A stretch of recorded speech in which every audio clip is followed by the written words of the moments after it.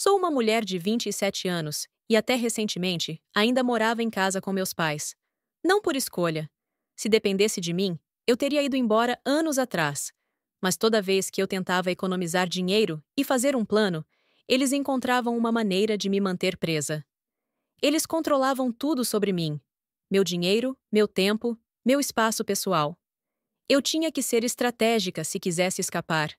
Tinha um emprego de tempo integral, mas nunca sentia que o dinheiro era realmente meu. Meus pais insistiam que eu contribuísse com a maior parte do meu salário para as despesas familiares: aluguel, serviços, alimentação, mas eu nunca via as faturas. Os números nunca batiam. Eu dava quase tudo e ainda reclamavam que mal sobrevivíamos. Enquanto isso, meu pai sempre tinha um novo aparelho eletrônico e minha mãe não parava de fazer compras. Quando perguntei para onde estava indo todo o dinheiro, sempre obtive a mesma resposta: você não precisa se preocupar com isso. Apenas faça sua parte. Privacidade não existia. Minha mãe verificava meu quarto quando eu não estava em casa. Se encontrasse algo que não gostasse, um livro, um presente de um amigo, até mesmo recibos, me confrontava. Meu telefone não era realmente meu. Eu fui forçada a compartilhar meu código de acesso em caso de emergência. Mas eles usavam isso para verificar minhas mensagens, ver meu histórico de chamadas e até acessar minhas redes sociais. Meu pai, uma vez, imprimiu meus extratos bancários, destacou compras que ele considerava suspeitas e me chamou para a sala de estar para exigir explicações sobre por que eu havia gastado dinheiro em uma cafeteria, quando deveria estar economizando. Essa era a minha vida. Cada movimento monitorado, cada decisão questionada. Mas eu tinha um plano. Nos últimos 6 meses, eu estava procurando um apartamento secretamente. Encontrei um pequeno, mas perfeito. O aluguel era razoável, e o melhor de tudo seria meu. Assinei o contrato sem avisá-los. Comecei a tirar minhas coisas aos poucos. Alguns livros aqui, algumas roupas ali. Sim, eles notaram, mas não disseram nada. Meu irmão mais velho, que saiu de casa há anos e cortou o contato por um tempo, me avisou que eles ficariam loucos quando descobrissem. Eu acreditei nele, mas não estava pronta. Por pior que fosse, eles descobriram meu plano antes que eu pudesse contar. Revistaram minha mesa, encontraram o contrato de aluguel e me confrontaram assim que entrei pela porta. Minha mãe chorou. Meu pai ficou furioso. Como você pode fazer isso depois de tudo que fizemos por você? Eles fizeram parecer que eu os estava abandonando. Minha mãe agarrou o peito, dizendo dramaticamente que não podia lidar com o estresse. Meu pai começou a listar tudo o que sacrificaram por mim. Não foi uma conversa, foi uma emboscada. Eu disse que iria me mudar de qualquer forma. Foi quando a manipulação atingiu um novo patamar. De repente, minha mãe tinha uma condição de saúde séria, que, convenientemente, nunca havia mencionado antes, e precisava da minha ajuda. Ela não conseguiria sobreviver sem mim. Eu queria acreditar nela, mas quando enviei uma mensagem para o meu irmão, ele me ligou imediatamente. Ela está mentindo. Ela fez o mesmo quando eu fui embora. Eu disse que não mudaria de ideia. Foi então que meu pai ligou para o meu trabalho, sem meu conhecimento, e disse ao meu chefe que eu precisaria tirar uma folga por conta de uma emergência familiar. Só descobri porque meu chefe me chamou de lado, confuso, perguntando se tudo estava bem. Eu fiquei furiosa. Eles estavam tentando me isolar de tudo, do meu dinheiro, da minha independência e até do meu trabalho. Naquele momento, eu soube que precisava sair imediatamente. Arrumei o essencial enquanto eles estavam fora. Meu plano era fazer isso aos poucos, mas isso não era mais uma opção. Tinha um amigo preparado para me ajudar a me mudar no meio da noite. Quando meus pais chegaram e viram a sala meio vazia, enlouqueceram. Eles organizaram uma intervenção completa.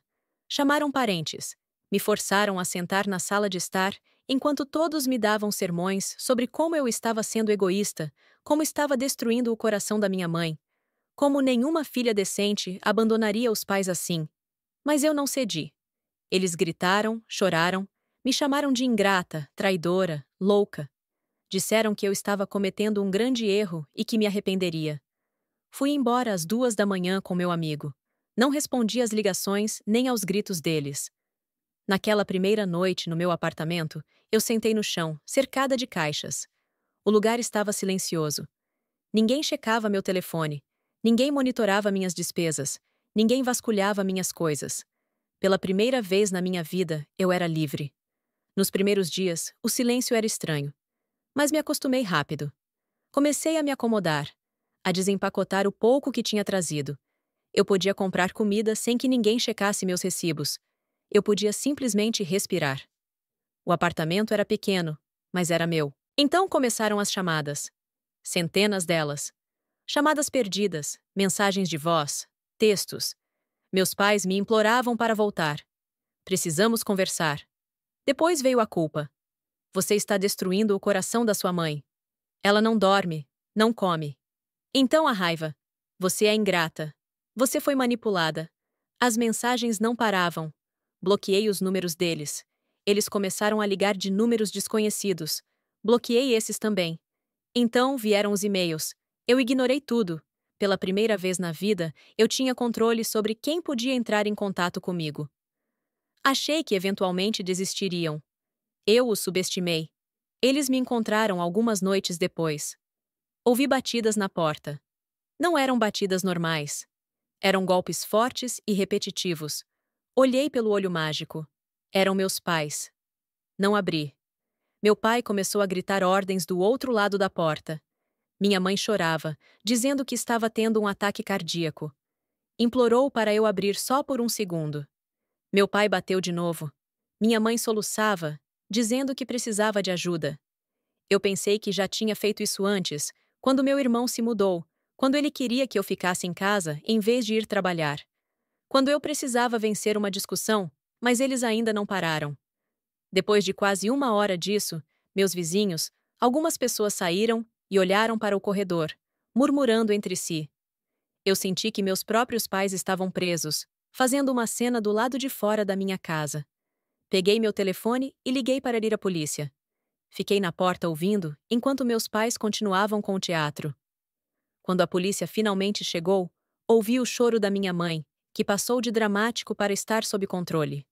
Quando ela viu os oficiais, se transformou em uma mãe desamparada e devastada. Ela disse que estava lá porque estava preocupada comigo, que eu tinha fugido de casa e cortado todo o contato. Ela passou pelos policiais como se fosse a vítima. Eles bateram na minha porta. Respirei fundo, abri e expliquei tudo. Eu tinha 27 anos. Eu tinha me mudado sozinho e meus pais estavam me assediando.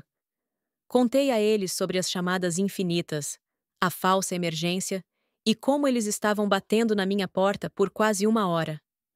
Um dos policiais se virou para meus pais e pediu que eles saíssem. Meu pai perdeu o controle e gritou que eu estava manipulando, que não estava pensando claramente. Minha mãe colocou a mão no peito novamente, dizendo que só precisava ver a cara da filha. Os oficiais não se deixaram enganar. Eu era adulta, estava segura, e disse a eles que não queria meus pais ali, que já era o suficiente. Eles mandaram que saíssem. Eles não o fizeram em silêncio. Enquanto se afastavam, meu pai gritou que eu era uma filha horrível, que alguém estava me controlando. Minha mãe soluçou, dizendo que eu tinha abandonado minha família. Fechei a porta e tranquei. Meus amigos não conseguiram acreditar quando contei o que aconteceu. Eles ficaram horrorizados. Um deles se ofereceu para ficar comigo, só por precaução. Outro me disse que eu precisava trocar as fechaduras. Foi quando começaram as postagens dos meus pais no Facebook. Eles tornaram isso público. Escreveram uma postagem longa e dramática sobre a filha ingrata que abandonou a mãe doente e bloqueou toda a família.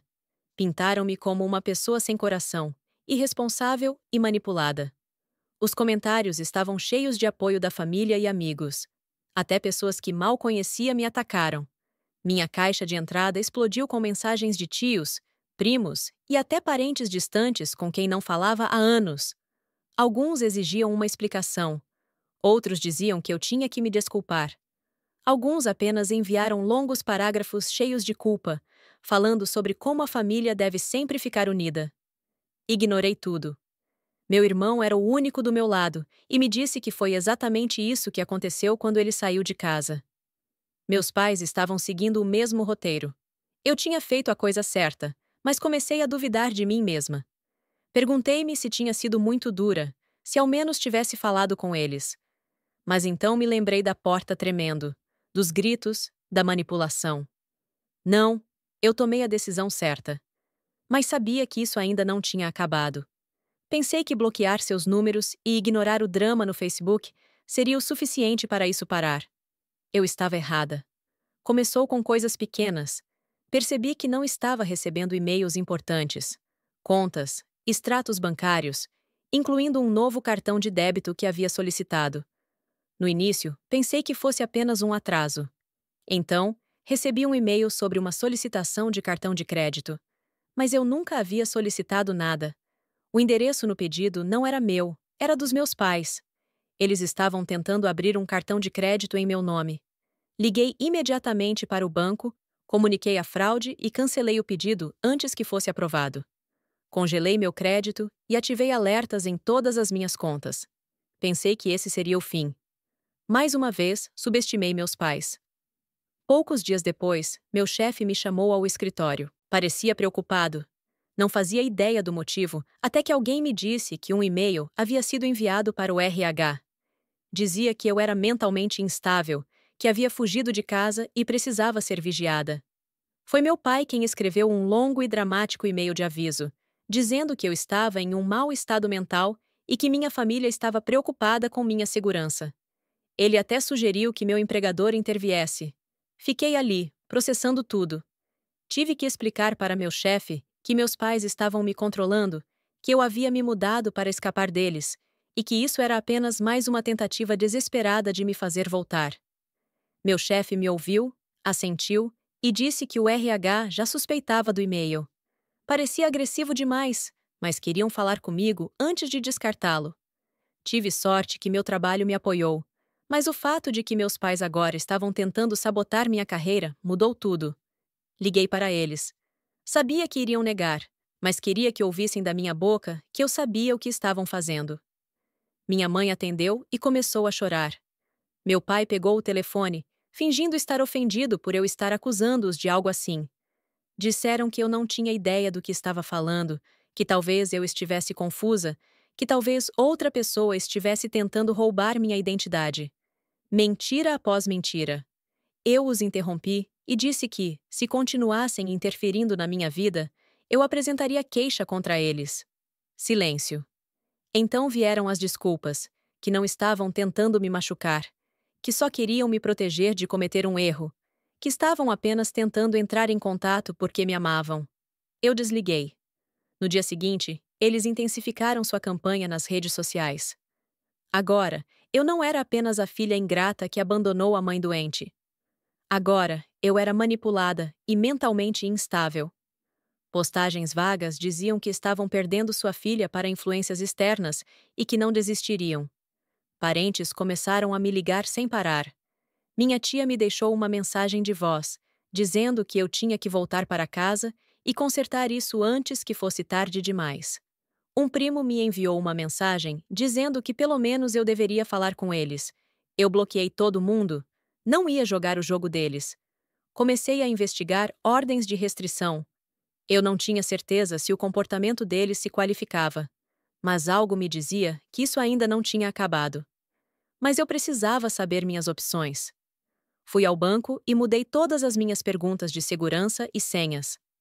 Ativei verificações adicionais em meu contrato de seguro, contas de serviço, aluguel e até no meu provedor de telefonia. Se eles tentassem outra coisa, eu queria estar preparada. Então, fui até a gestão do meu prédio e perguntei se alguém havia tentado acessar meu apartamento. Foi então que descobri que alguém tinha perguntado sobre minha correspondência. Disseram que era um parente preocupado. Alguns dias antes, tinham solicitado pegar minha correspondência em meu nome. Não era para mim. Eles entregaram, mas o fato de que meus pais tentaram isso já dizia tudo. Eles não tinham terminado. Meu chefe me garantiu que meu trabalho era um ambiente seguro. O RH descartou o e-mail do meu pai como um absurdo. Isso foi uma vitória. Mas isso era mais do que apenas pais controladores tentando me fazer sentir culpada. Eles estavam tentando arruinar minha vida. Eles queriam me pegar, e eu não fazia ideia do que fariam a seguir. Eu finalmente estava começando a sentir que tinha controle sobre minha própria vida. Pela primeira vez, eu podia acordar sem medo de estar sendo monitorada, sem que alguém controlasse meus movimentos, sem ter que justificar cada decisão que eu tomava. Parecia estranho, parecia libertador. Mas, no fundo, ainda havia uma parte de mim que carregava o peso de tudo o que aconteceu. A distância não foi fácil, mas era necessária. Meu irmão me apoiava, e eu me agarrava a isso toda vez que a culpa tentava me invadir. Então, um dia, meu telefone tocou. Era um número desconhecido. Deixei tocar por alguns segundos antes de uma mensagem aparecer na tela. Sua mãe está doente. Suspirei. Não era a primeira vez. Toda vez que queriam me trazer de volta, inventavam algo. Quando decidi me mudar, disseram que não conseguiriam viver sem mim. Quando parei de responder às ligações, vieram as mensagens desesperadas. Agora, eu ignorei de novo. Mas ela insistiu. Você realmente não vai nem perguntar o que eu tenho? Depois não me culpe. Você realmente não tem coração. Eu sou sua mãe. Revirei os olhos e silenciei as notificações. Os dias passaram, e as mensagens continuaram. Você vai se arrepender de me ignorar. Estou piorando. Pelo menos me diga alguma coisa. Eu não acreditei. Ele já havia mentido muitas vezes antes. Ele já tinha usado isso contra mim antes. Se eu cedesse agora, o ciclo nunca terminaria. Meu irmão me chamou. Você viu? Sim. Ela diz que está doente. Suspirei. Eu sabia que ela tentaria com ele também. Você acha que é verdade? Perguntei, mais por hábito do que por dúvida. Não. E isso era tudo. Caso encerrado. Até que um dia, muito tempo depois, meu telefone tocou novamente. Desta vez, era um número conhecido. Minha tia. Atendi, esperando outra tentativa de me fazer sentir culpada. Mas o que ela disse do outro lado me deixou paralisada. Sua mãe faleceu. Meu coração disparou. O quê? Não! Isso não pode ser verdade! Senti como se o chão tivesse desaparecido sob meus pés. O telefone quase caiu das minhas mãos. Como assim? Ela morreu? Minha voz tremeu. Ela estava doente há meses. Tentamos avisar você. Minha respiração falhou. Meus olhos começaram a arder. Isso não pode ser real. Mas então, mais mensagens começaram a chegar. Parentes, conhecidos, até pessoas que eu mal lembrava. Alguns estavam bravos. Você nem foi ao funeral da sua própria mãe. Outros tentavam me encher de culpa. Ela perguntou por você até o último momento. Quando meu irmão me ligou, atendi imediatamente. É verdade? Ele não respondeu de imediato. Sim. Meu peito apertou. Você sabia? No começo eu também pensei que era mentira, mas quando ela ficou muito mal, ela parou de falar comigo. Eu só descobri agora. Meu coração afundou. Minha mãe estava morta. E eu a ignorei. Meu corpo inteiro tremia. Meus olhos se encheram de lágrimas. Fiquei pensando nas mensagens que ela me enviou. E se, desta vez, fosse verdade? E se ela estivesse esperando que eu respondesse? E se ela só queria se despedir? Minha respiração ficou irregular. Meu estômago revirou. Ela morreu sozinha. E eu não fiz nada. O telefone continuava vibrando. Mensagens, chamadas, comentários. Minha tia enviou mais uma mensagem. Ela falava de você o tempo todo, se perguntava se você voltaria. Era como um soco no peito. Minhas pernas estavam fracas. Eu me deixei levar. Caí no chão segurando meu telefone com força. Meu irmão me mandou outra mensagem. Não dê ouvidos ao que eles dizem. Você não sabia. Mas eu sabia. Eu sabia o que ela estava dizendo, que eu estava doente. Eu simplesmente não queria acreditar nele. Ele me manipulou tantas vezes. Eu tentei me conter tantas vezes antes. Mas e se desta vez eu só quisesse a filha dela por perto? E se desta vez eu realmente precisasse dela e a deixei morrer sozinha? Eu chorei. Eu chorei como não chorava há anos. Porque não importa o que meu irmão me dissesse, no fundo eu sabia que poderia ter feito alguma coisa. Os dias passaram num borrão. O funeral aconteceu. Meu irmão foi, mas disse que não ficou muito tempo. Me contou que foi tão rápido que não quis dar mais nada a ele, protagonismo ao drama familiar. Mas minha mãe não foi embora em silêncio. Ela deixou o caos depois dela. As redes sociais foram inundadas com mensagens emocionais, homenagens e, claro, ataques. Sua filha ingrata morreu de tristeza. Espero que você possa dormir em paz sabendo o que fez. E o pior de tudo, ela te esperava até o último momento. Eu bloqueei tudo, mas não consegui bloquear minha culpa. Meu irmão insistiu que eu não me torturasse. Ela sempre fez isso conosco. Você não pode carregar todo esse peso sozinho. Mas como não fazer isso? Sempre houve distância. Sempre quis liberdade. Mas nunca pensei que a liberdade viria com um fardo como este. E se minha mãe estivesse certa sobre mim? E se eu realmente fosse fria, egoísta, cruel? Pela primeira vez, eu não sabia se havia tomado a decisão certa.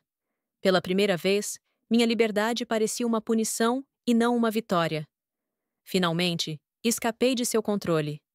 Mas agora talvez fosse tarde demais para escapar de mim mesma. Afinal, eu pensei que poderia seguir em frente, mas a verdade é que a culpa não desaparece tão facilmente.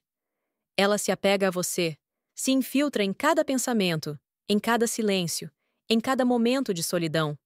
E eu me pergunto, será que realmente precisava de tudo isso? A morte da minha mãe virou um espetáculo, um drama para todos. Vi parentes que nunca se importaram comigo, que nunca perguntaram se eu estava bem, de repente se tornarem juízes da minha vida. Eu era a filha cruel que abandonou a própria mãe e a deixou morrer sozinha. E o pior? Uma parte de mim acreditou, mas eu tive uma escolha. Tive? Penso em tudo o que aconteceu antes. Os anos de jogos, de controle, de manipulação mental. Todo o tempo que vivi em uma casa que nunca senti como minha, mas sim como uma prisão. E quando finalmente consegui escapar, mesmo que tentassem me arrastar de volta, ainda tentaram me sabotar, me destruir. E agora, queriam que eu me sentisse culpada. Como se tivesse que pedir desculpas por tentar viver minha própria vida. A vida era insuportável no começo. Eu tentei encarar, tentei responder algumas mensagens, tentei explicar. Mas não havia espaço para explicações. As pessoas não queriam ouvir minha versão. Só queriam me atacar, me fazer sentir ainda pior. Então parei. Cortei contato. Bloqueei todos os números, excluí as redes sociais, mudei meu e-mail, desapareci. E sabe o que aconteceu? Silêncio. E, pela primeira vez em muito tempo, eu senti paz. Estava cansada, exausta. O que mais eu poderia ter feito? Era para eu correr para o hospital aos 19 anos, na época em que minha mãe me mandou aquela mensagem? Depois de anos de manipulação, eu deveria ter acreditado nela sem hesitação? E se eu tivesse feito isso? Se eu tivesse ido? Será que teria mudado alguma coisa? Talvez sim. Talvez não. Talvez ela tivesse vivido mais tempo. Ou talvez tivesse usado isso para me prender de novo. Eu nunca vou saber. E é isso que me mata. Porque não importa quantas vezes eu diga a mim mesma que fiz o que era necessário, que eu precisava fugir para sobreviver, a dúvida está sempre lá. Eu fiz a coisa certa? Eu deveria ter dado outra chance? E mesmo que tivesse dado, teria sido o suficiente? Porque nada nunca foi o suficiente para ela, para eles. Passei toda a minha vida tentando agradá-los, tentando ser a filha perfeita, seguindo as regras, dando tudo o que eu tinha. E ainda assim, nunca foi o suficiente. E agora, mesmo morta, minha mãe continuava me assombrando. Eu não conseguia me livrar da sensação de que, não importa o quanto eu tente, nunca serei completamente livre. Mas eu preciso seguir em frente. Porque sei que, se me prender a isso, vou acabar me destruindo. Então escolhi minha paz. Escolhi minha liberdade. Escolhi minha estabilidade mental. Afastei-me de todos, de toda a minha família, de qualquer um que pudesse tentar me arrastar de volta para aquele inferno. E, mesmo quando estou sozinha, quando tudo está em silêncio, quando finalmente tenho espaço para respirar, a pergunta volta. Eu realmente precisava fazer tudo isso? Fui longe demais? Eu realmente sou uma pessoa ruim? E se você estivesse no meu lugar? Se tivesse sido controlado toda a sua vida, Tratado como uma propriedade? Forçado a lutar por um lugar no mundo sem pedir permissão? Você teria voltado? Você teria cedido? Ou teria escolhido sua liberdade também? Porque eu escolhi. E agora? Tenho que viver com isso. Talvez para sempre.